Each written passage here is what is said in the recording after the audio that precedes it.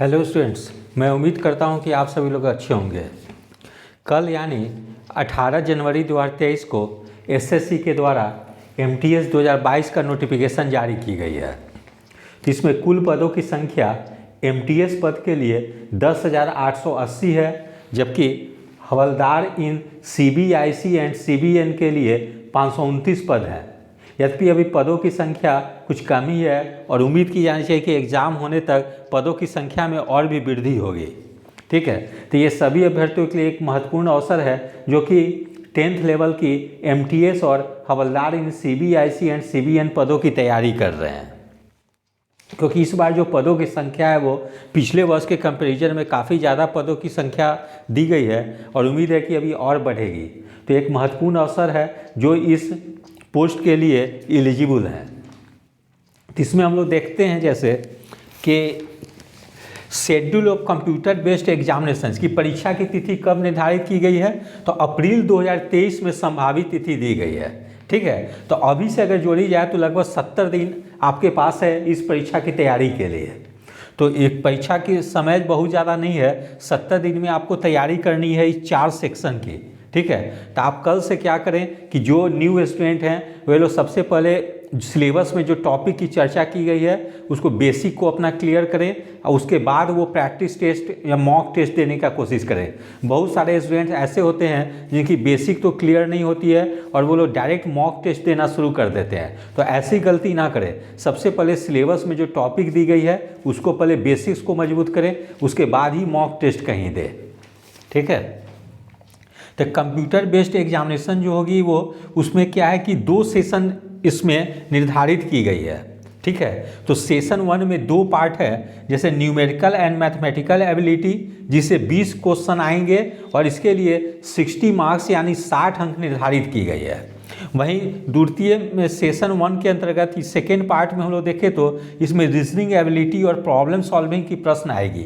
इसमें भी 20 प्रश्न आएंगे और इसके लिए भी 60 मार्क्स निश्चित की गई है, यानी एक क्वेश्चन के लिए 3 मार्क्स जो है निर्धारित की गई है और इसके लिए आपको 45 मिनट समय निर्धारित की गई है। ठीक है, और इस सेक्शन में एक चीज़ और देखने को मिलेगी कि इसमें निगेटिव मार्किंग नहीं रखी गई है और ये जो है कि नो निगेटिव मार्किंग है, यानी निगेटिव मार्किंग नहीं है और ये क्वालिफाइंग इन नेचर है। इसमें जस्ट आपको क्वालिफाई करना है। वो क्वालिफाइंग मार्क्स कितनी होनी चाहिए वो मैं आगे आप लोग को बताऊँगा। ठीक है, फिर सेशन 2 में हम लोग देखते हैं कि सेशन 2 में 2 पार्ट है, एक जनरल अवेयरनेस की, दूसरी इंग्लिश लैंग्वेज एंड कंप्रीहेंशन की। तो इसी के आधार पे जो होगी कि मेरिट तैयार की जाएगी। तो ये काफ़ी महत्वपूर्ण है। सेशन 2 है, तो सेशन 2 में जनरल अवेयरनेस में 25 क्वेश्चंस पूछी जाएगी जो कि 75 मार्क्स की होगी, यानी एक प्रश्न जो होंगे 3 मार्क्स के, 3 अंक के होंगे। ठीक है, फिर वही सेकेंड पार्ट में हम लोग देखें तो इंग्लिश लैंग्वेज एंड कंप्रीहेंशन से भी 25 प्रश्न के लिए 75 अंक निर्धारित की गई है, यानी 25 क्वेश्चंस के लिए 75 मार्क्स निर्धारित की गई है और एक क्वेश्चन के लिए 3 मार्क्स है। इसके लिए भी 45 मिनट समय निर्धारित की गई है।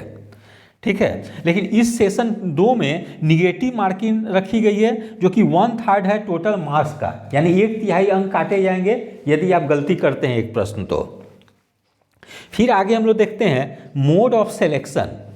तो एमटीएस पद के लिए सेशन 1 जो होगी, ये जो होगी सेशन 1 जो होगी, यानी जिसमें मैथ्स और रीजनिंग है, वो जो होगी कि पहले इसका इवैल्यूएशन होगी, यानी इसकी पहले जांच की जाएगी।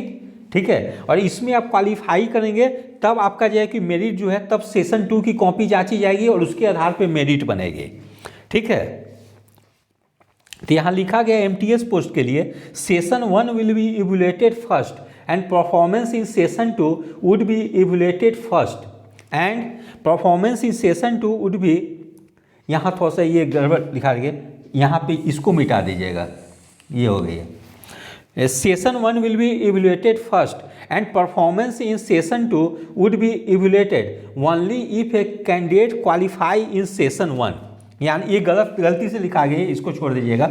यानी सबसे पहले सेशन 1 में जो मैथ और रीजनिंग है उसके पेपर की जांच की जाएगी और इसमें आप क्वालिफाई करेंगे तब सेशन 2 इंग्लिश और जीके जांच की जाएगी और इसके आधार पर ही मेरिट बनेगी। ठीक है, तो मेरिट बनेगी सेशन 2 में जो मैथ्स और जो जीके और इंग्लिश है इसके आधार पे, और मैथ और रीजनिंग जो सेशन 1 में है वो मात्र क्वालिफाइंग होगी। ठीक है, अब हम लोग आगे देख लेते हैं कि ये जो सेशन 1 में जो क्वालिफाइंग मार्क्स निर्धारित की गई है वो हर कैटेगरी के लिए अलग अलग है, चाहे वो यूआर या अनरिजर्व कैटेगरी के हों या ईडब्ल्यूएस या ओबीसी के हों या एससी एसटी या अन कैटेगरी के हों। तो वो हम लोग देख लेते हैं कि कट ऑफ पास कितनी निर्धारित की गई है। तो अनरिजर्व कैटेगरी के लिए 30% निर्धारित की गई है कट ऑफ मार्क्स, जबकि ओबीसी ईडब्ल्यूएस के लिए 25% मार्क्स निर्धारित की गई है, और ऑल अदर कैटेगरी के लिए चाहे वो एससी एसटी एक्स सर्विसमैन हो उनके लिए 20% निर्धारित की गई है। ठीक है, अब हम लोग आगे देखते हैं कि इसमें सिलेबस क्या निर्धारित की गई है, उसी के आधार पर आपको तैयारी करनी है।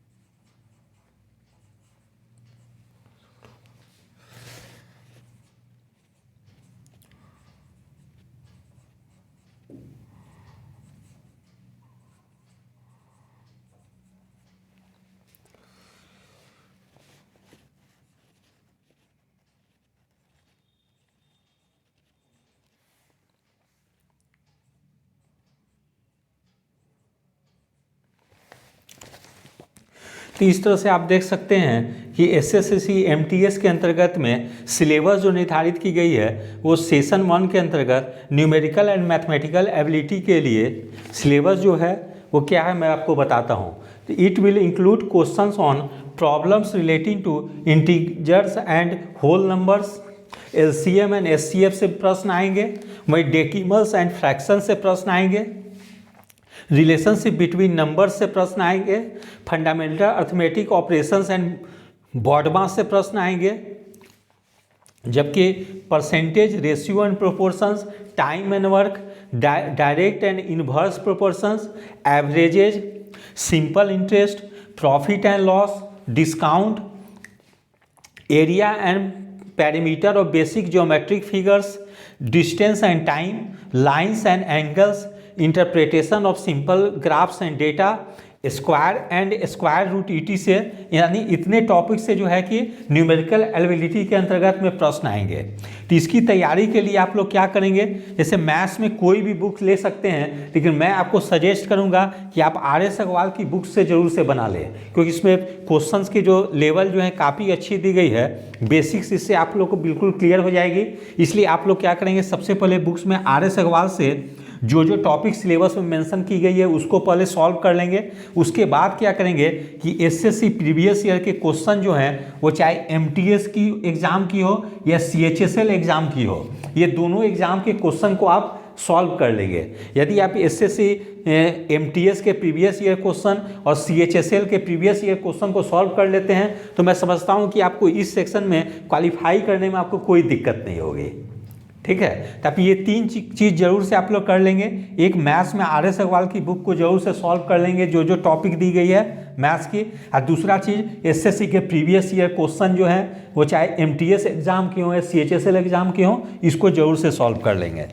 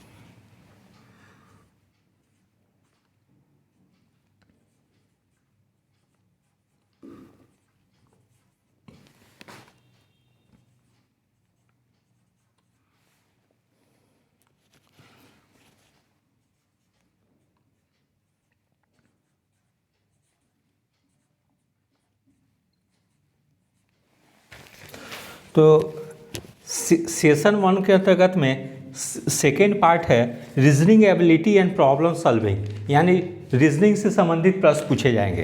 तो इसमें कौन कौन से टॉपिक की चर्चा की गई है, जैसे अल्फा न्यूमेरिक सीरीज, यानी अल्फ़ाबेट के आधार पे जो सीरीज होगी, क्वेश्चंस होंगे, सीरीज जो होंगे उससे प्रश्न पूछे जाएंगे।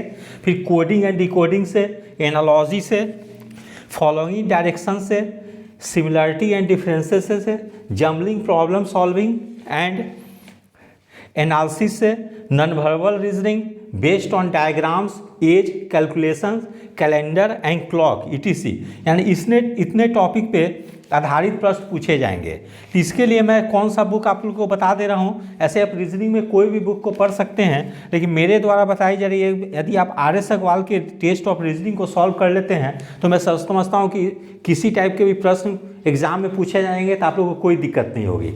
तो सबसे पहले बेसिक क्लियर करने के लिए आप लोग RS अग्रवाल के बुक को सॉल्व कर लेंगे। उसके बाद क्या करेंगे, SSC के द्वारा जो प्रीवियस ईयर क्वेश्चन जो MTS के हैं एग्जाम के और CHSL एग्जाम के हैं, इसको आप लोग सॉल्व कर लेंगे। यदि आप इतना कर लेते हैं तो मैं समझता हूं कि सेशन 1 के अंतर्गत में जो 2 टॉपिक दी गई है और जो मात्र वो क्वालिफाइंग है, उसमें आप इजीली क्वालिफाई कर जाएंगे। ठीक है, क्योंकि उसमें जनरल कैटेगरी को 30% ही मार्क्स लाने हैं, OBC EWS में 25% और अदर्स कैटेगरी को मात्र जो है कि 20% मार्क्स लानी है, तो आप इजीली क्वालिफाई कर जाएंगे।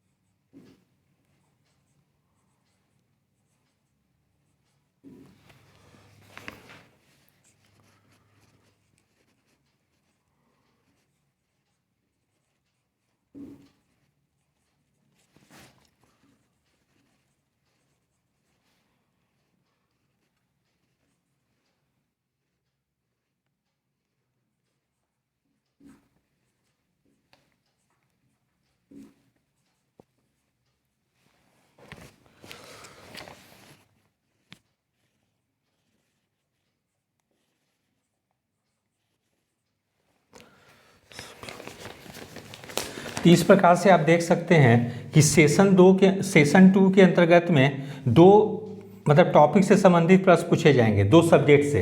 एक होगी जनरल अवेयरनेस, दूसरी होगी इंग्लिश लैंग्वेज एंड कंप्रीहेंशन। ये दोनों के आधार पे ही आपकी मेरिट लिस्ट तैयार की जाएगी। ठीक है, तो मेरिट लिस्ट आपका ये दो सेक्शन पे ही तैयार की जाएगी, इसलिए आपको इस पर विशेष रूप से ध्यान देने की जरूरत है। तो एसएससी कमीशन के द्वारा जनरल अवेयरनेस के अंतर्गत में जो टॉपिक उल्लेख की गई है वो इस प्रकार से है। जैसे सोशल स्टडीज में history, geography, art and culture, civics, economics, general science and, तो सोशल स्टडीज के अंतर्गत में इतने टॉपिक रखे गए हैं, history, geography, art and culture, civics and economics. वही general science and environmental studies को एक साथ रखी गई है, और ये जो होगी अप टू 10th स्टैंडर्ड यानी 10th लेवल के ही क्वेश्चंस इसमें पूछे जाएंगे। ठीक है, तो इस समय जो एसएससी के द्वारा जो एग्जाम जो ली जा रही है उसमें आर्ट एंड कल्चर से बहुत जाके डीप में प्रश्न पूछे जा रहे हैं, इसलिए आप इस सेक्शन को बिल्कुल अच्छे से तैयार कर लेंगे आर्ट एंड कल्चर वाले से। ठीक है, यहाँ से 4-5 प्रश्न पूछे जा रहे हैं और काफ़ी ज़्यादा वो डीप में जाके पूछी जा रही है। इसके लिए कौन सा बुक उपयोगी होगा आपको, तो इसके लिए आप लूसेंट जीके जो सामान्य ज्ञान की जो आती है उसको आप लोग जरूर से देख लेंगे आप लोग। ठीक है, उसके अलावा थोड़ी सी और डीप लेवल पे स्टडी करनी हो तो आप लोग घटना चक्र का पूर्वावलोकन भी ले सकते हैं। घटना चक्र पूर्वावलोकन,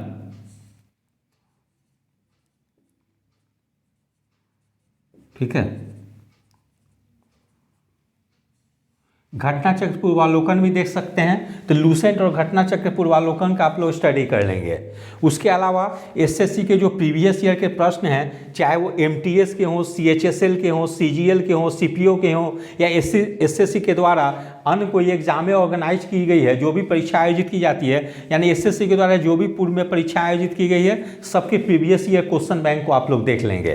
क्योंकि एसएससी के एग्जाम जो होती है उसमें क्वेश्चन काफ़ी ज़्यादा रिपीट होती है। हो सकता है कि सीएचएसएल के प्रश्न एमटीएस के एग्जाम में पूछ दिए जाएँ, या सीपीओ या सीजीएल के प्रश्न पूछ दिए जाएँ। इस प्रकार से सीजीएल के द्वारा जो विभिन्न तरह की परीक्षाएं आयोजित की जाती है उसमें जो है कि क्वेश्चन एक से दूसरे परीक्षाओं में काफ़ी ज़्यादा क्वेश्चन के रिपीटेशन होते हैं। इसलिए आप लोग एसएससी के द्वारा जो भी परीक्षा आयोजित की जाती है उसके प्रीवियस ईयर क्वेश्चन को जरूर से देख लेंगे। फिर वहीं इंग्लिश लैंग्वेज एंड कंप्रीहेंशन की बात करें तो इसमें जो टॉपिक दी गई है, candidates understanding of the basics of English language. ठीक है, मतलब यानी इंग्लिश भाषा के समझ को बेसिक जानकारी जो होनी चाहिए उसकी जांच की जाएगी। इट्स वोकैबुलरी यानी साइनेंस एंटोनिम से भी प्रश्न पूछे जा सकते हैं, grammar, sentence structure, synonyms antonyms and its correct usage ETC, यानी and to test comprehension a simple paragraph, यानी पैराग्राफ से आधारित भी प्रश्न पूछे जा सकते हैं, may be given and question based on the paragraph to be asked, यानी पैराग्राफ पर आधारित भी प्रश्न जो है 4 से 5 प्रश्न आपको दिए जा सकते हैं। साइनेंस एंटोनिम्स भी इसमें पूछे जाएंगे, सेंटेंस रीस्ट्रक्चर भी पूछी जाएगी, जो सेंटेंस रीअरेंजमेंट आती है। उसके अलावा जो होगी ग्रामर बेस्ड भी प्रश्न पूछे जा सकते हैं, जिसमें आपके कॉमन एरर्स हो सकते हैं। हो सकता है कि और भी कुछ फिल इन दी ब्लैंक्स पूछ दी जाए, या वर्ड मीन स्पेलिंग टेस्ट पूछ दी जाए। इस तरह से कई प्रश्न पूछे जा सकते हैं। तो इसके लिए जो बुक मेरे द्वारा जो बताई जा रही है उसमें जो कि ग्रामर की कोई भी बुक ले लेंगे, ठीक है, जो आपको अच्छा लगे। लेकिन मैं आपको एक बुक बता दे रहा हूँ, चाहे आप लूसेंट की बुक पढ़ लें या एसपी बख्शी की बुक पढ़ लें, कोई भी बुक जो है कि पढ़ सकते हैं। ऐसे मैं आपको कहूँगा कि यदि आप लूसेंट के ग्रामर की बुक पढ़ लेते हैं तो काफ़ी ज़्यादा है, इसमें एकदम बेसिक लेवल की दी गई है। ठीक है, और एसपी बख्शी थोड़ी सी हाई लेवल की बुक है। उसके अलावा एसएससी के प्रीवियस ईयर के क्वेश्चन जो हैं, चाहे वो एमटीएस एग्जाम के हों, सीएचएसएल के हों, सीजीएल के हों, सीपीओ के हों, इसके आप प्रीवियस ईयर को अच्छे से कर लेंगे। क्योंकि ये जो बनाई गई है सेशन 2 के अंतर्गत में 2 सब्जेक्ट से जो प्रश्न पूछे जाएंगे, चाहे वो जनरल अवेयरनेस या इंग्लिश लैंग्वेज की हो, इसी के आधार पर मेरिट तैयार की जाएगी। इसलिए इस सेक्शन को आप लोग को बहुत अच्छे से तैयार करने की जरूरत है, क्योंकि इसमें तो 2 चीज़ होगी, एक तो मेरिट इसी के आधार पर बनेगी, उसके अलावा इसमें निगेटिव मार्किंग भी 1/3 रखी गई है। इसलिए यदि आप प्रश्न गलत करते हैं तो निगेटिव के रूप में भी आपके प्रश्न कट जाएंगे। ठीक है, इसलिए इस सेक्शन की आपको बहुत अच्छे से तैयारी करने की जरूरत है। वैसे जो हिंदी बेल्ट के स्टूडेंट हैं, चाहे वो बिहार के हों, यूपी के हों, उन लोगों को इंग्लिश में थोड़ी बहुत प्रॉब्लम होती है, लेकिन उससे घबराने की जरूरत नहीं है। एसएससी में जो इंग्लिश जो पूछे जाते हैं वो बिल्कुल बेसिक लेवल की होती है। आप थोड़ी सी भी तैयारी कर लें तो आप बहुत अच्छा कर सकते हैं। और इंग्लिश में एक चीज़ मैं आपको और बता दूं कि आप डेली कोई इंग्लिश का न्यूज़पेपर को जरूर से पढ़ें, ठीक है। ये चीज़ मैं लिखना भूल गया था, इंग्लिश न्यूज़पेपर।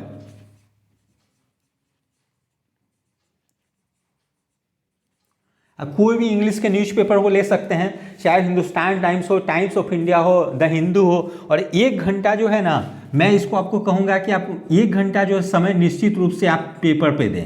यदि आप इंग्लिश न्यूज़पेपर को पढ़ लेते हैं तो आप क्या है कि आपकी देखिए कितनी चीज़ मजबूत हो जाएगी। सबसे पहले पैसेज आपकी मजबूत हो जाएगी, क्योंकि इंग्लिश न्यूज़पेपर आप पढ़ेंगे तो आपको लैंग्वेज की अंडरस्टैंडिंग पावर डेवलप होगी, तो उससे आपको पैसेज में हेल्प मिलेगी, साइनोनिम्स एंटोनिम्स में हेल्प मिलेगी, फिल इन दी ब्लैंक्स में हेल्प मिलेगी, सेंटेंस रीअरेंजमेंट में या स्ट्रक्चर में आपको मदद मिलेगी, ये common errors fill in the blanks में मदद मिलेगी।